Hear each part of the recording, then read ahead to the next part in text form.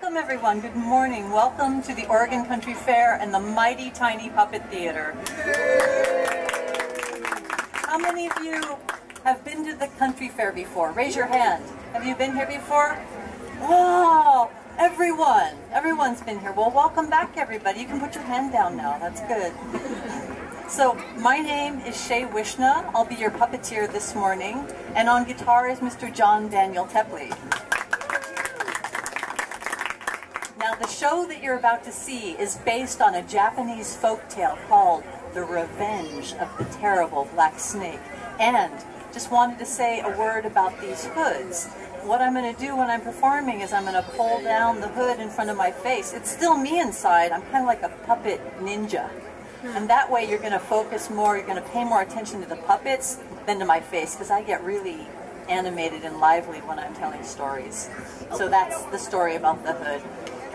All right, let us begin.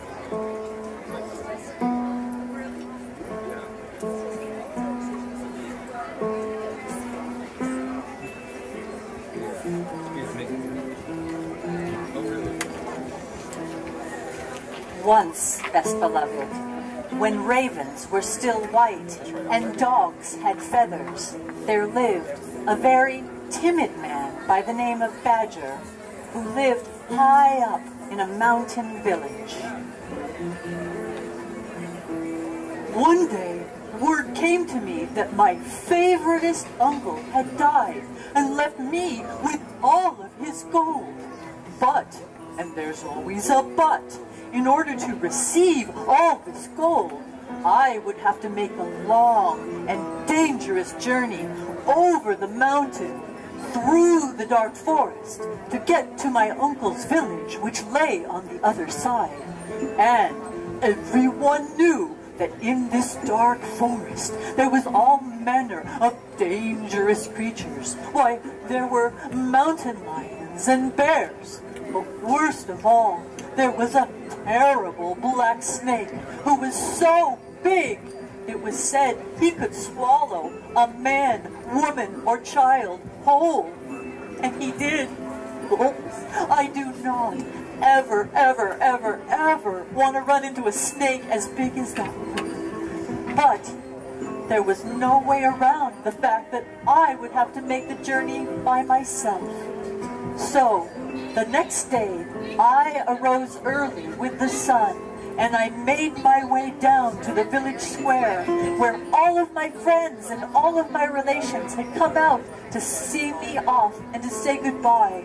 And they reminded me to beware of the terrible black snake, as though I needed any reminding. But I thanked them, and I said goodbye, and I told them, I hope I see you again soon. And so I began my journey. I made my way up that steep mountain pass, and I entered the great dark forest filled with trees and shadows. And I thought about my uncle. Elder Badger was his name. I thought about how much I would miss him. I thought about how very much he loved me, to leave me with all of his gold, all his money. And because I am a thoughtful man as well as a timid one, I thought about gold, about how having gold can sometimes change a person, and not for the better.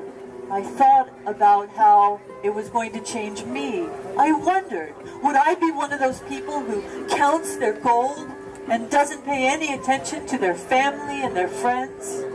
I hope not, but one can never know for sure.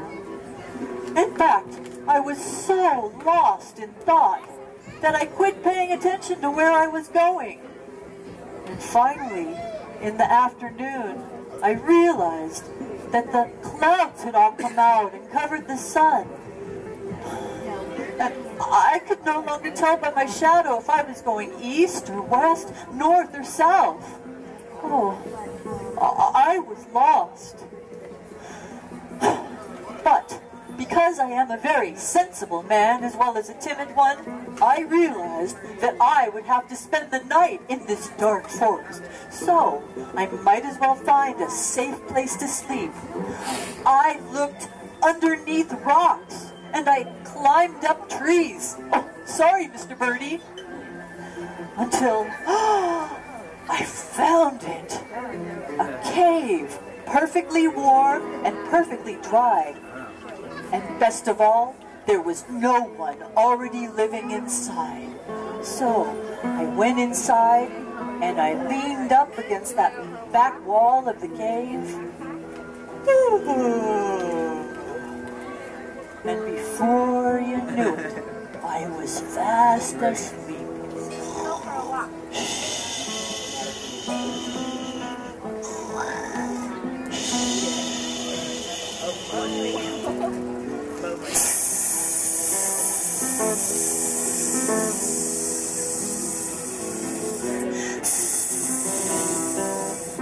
I am the Black Snake, sometimes called the Terrible One.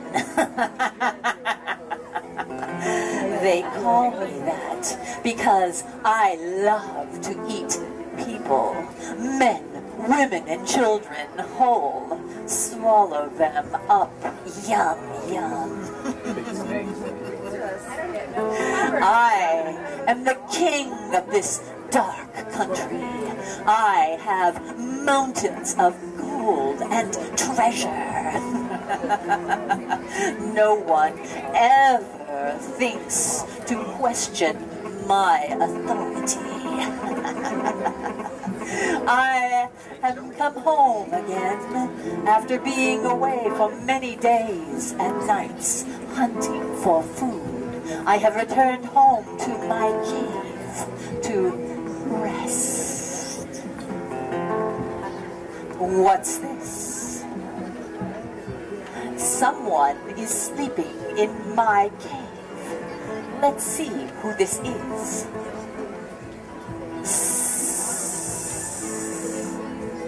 Wake up.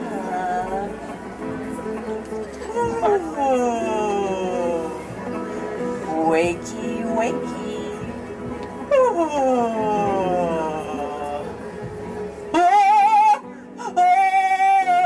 Who are you? What are you doing in my cave? I'm a badger. I'm Badger. Badger? Yes, Badger.